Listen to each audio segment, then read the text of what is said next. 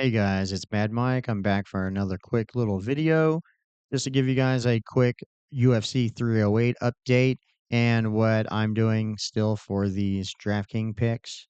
That being said, I do have everything pulled up over here. Let's go ahead and pull up that main card, do a quick recap on what I'm doing and who I'm betting on here. With the first fight of the main card, we have Magomedov versus Armian.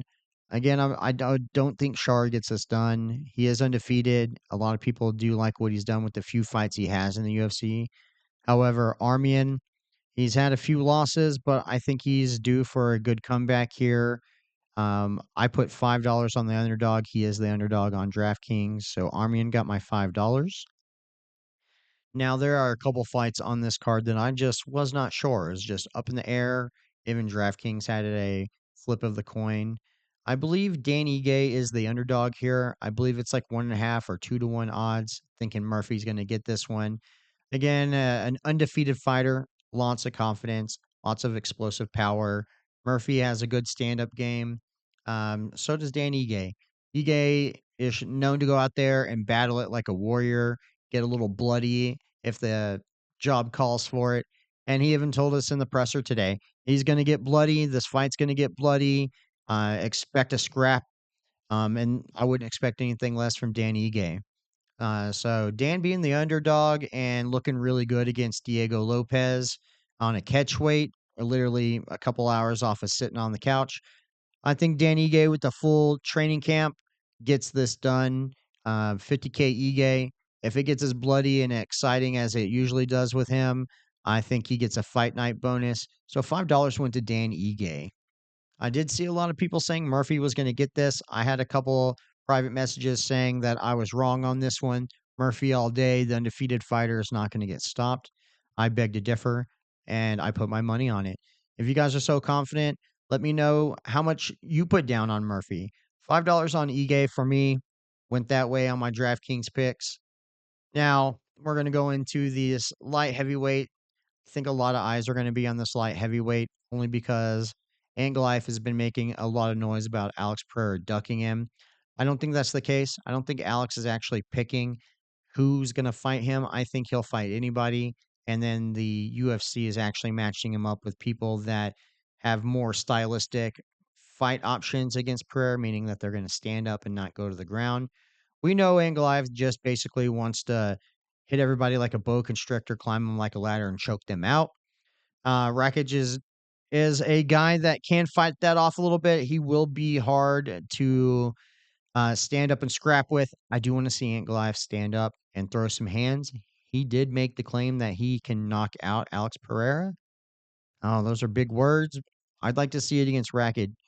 Now, if Rakic does keep this standing up and do great with the low kicks, I think he can slow Ant Goliath down. We have seen that be Ant Goliath's weakness is those low kicks.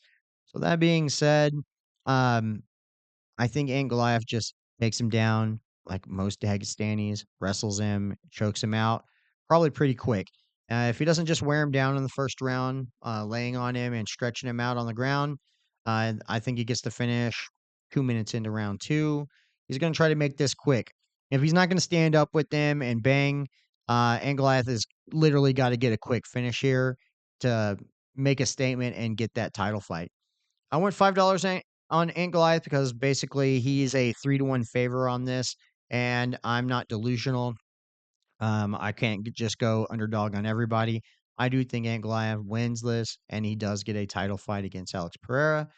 How that goes, not sure. I would suppose that he's going to try to take Pereira down, but we'll see if he gets past Rakic. Rakic, he's nobody to laugh at here. He can get it done. These guys are big, so one punch can really turn the fight around. That being said, again, still went $5 for the Ant Goliath. Now, if we just roll right into the co-main, I forgot to look this up and see if they're going to go 5 rounds on this. If I was Whitaker, I would have put that in the contract, knowing that Chimaev gasses out, by the third round pretty heavily. That being said, I think Chimaev comes out pretty quick with trying to end this, throttling it pretty good at the beginning, like he's known for. However, we've never seen him against a real middleweight. Robert Whitaker is the real deal middleweight, ex-champion. He is a active guy. He is got a couple wins under his belt. That being said, I do think Whitaker gets this done. I think they have Whitaker as the underdog as a mistake on DraftKings.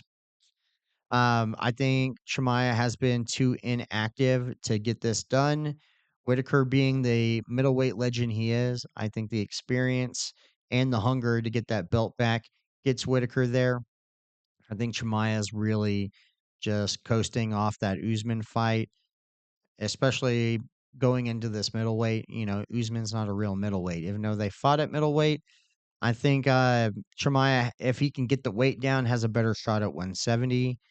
I think Robert Whitaker is going to be too much for him. I think he's going to try to stand and bang with Whitaker, and I think he's going to realize real quick that that's not a very smart idea. And I do think he tries to take Whitaker down. Whitaker is a veteran. He has been taken down. I think he gets up. I think he throws some great kicks, some body kicks that leads him into that dropping it open and punching that beard right off Chimaev. I'm probably going to split that lip right back in half again. And I went $5 on Whitaker. Now, main fight, Ilya Taporia, Max Holloway. I've been watching a lot of previews, a lot of the pressers, a lot of not just the press conferences, but the pressers themselves individually. Ilya is very, very confident. And why not? When you're an undefeated fighter that has the title, it's hard not to be super confident. I think he's overconfident. He's already talking trash to um, Islam. He's already talking trash to Bilal, saying that he's going to go all the way up to 170. He's going to put on the muscle and do it properly. I just think he's looking past Max Holloway too much. He does think he's going to get this done pretty quickly. He said first round, if not early second round. Max Holloway is an OG. Even though he's been in the game for a long time, as you can see with the record there, he's had wins, he's had losses, he knows how to come over the adversity. Max Holloway is on a good tear now. He has great stand up. He shows that he can jump around the weight classes. He is the BMF for a reason. However, I think they have 3-1 odds against Max Holloway on this one, Max Holloway being the underdog. So I went again with the underdog. Been a Max Holloway fan since before he lost the title to Volkanovski. So I'd like to see how this weight class opens up. Featherweight, interesting enough. If Max Holloway gets it, do we give him Volkanovski? Do we give him a rematch with Torporia? Do we just bring up Diego Lopez, some fresh meat into there, and then let Volkanovski take a pick of those? Just really depends on how active these guys want to be in the featherweight category.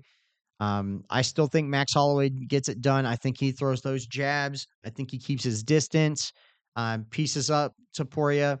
Taporia does have the power and he is quick. However, I'm not sure if he can go the whole 25 minutes. And we know Max Holloway can go 50 minutes. So that being said, I did go Holloway $5.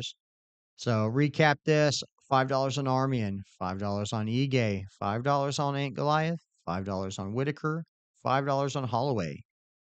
Hey, if you guys think I'm wrong, get down in the comments. Let me know. Are you guys betting on DraftKings as well? Because I did put my money where my mouth is, and I'll show you guys on Monday when I do the recap. Now, get in the comments. Let me know who you're betting on, how much you're betting, why you're betting on them, and we can argue about that in the comments and then check with each other next week on the Monday. So that being said, guys, I'll be online tomorrow with Jason as we do a 30-40 minute recap and give our takes on each fight and each fighter. Probably talking very close to the same points that I have been on these last two videos, but with Jason's perspective on it, we'll have a little bit more to spin off of. Hey, maybe he's able to change my mind on some of these fights. I can always go throw additional bets on DraftKings if I need to. I can always cancel some of those if I need to. But at the moment, again, $5 on Armian, Ige, and Goliath, Whitaker, and Holloway. If you guys like the insights to these fights, so you like what we're doing here, if you, please help us grow. We still need 50 subscribers total before we can start doing these live every Friday. I'd like to do at least a couple live streams a week. Again, YouTube won't let us until we grow a little bit more. I appreciate you guys. I know we're getting close to that 50 views. That means that we've got several people watching that haven't subscribed yet. Again, just takes a few seconds. Subscribe, hit the like button, help us grow. The algorithms with YouTube are very weird, so the more interaction, the better, guys. We'll also probably with Jason, we'll do a quick touch on the 309 card, since we're looking into the future on that one. Again, who is more pros to win this? Does Aspinall get the winner of the 309 card? We'll go over that a little bit tomorrow as well.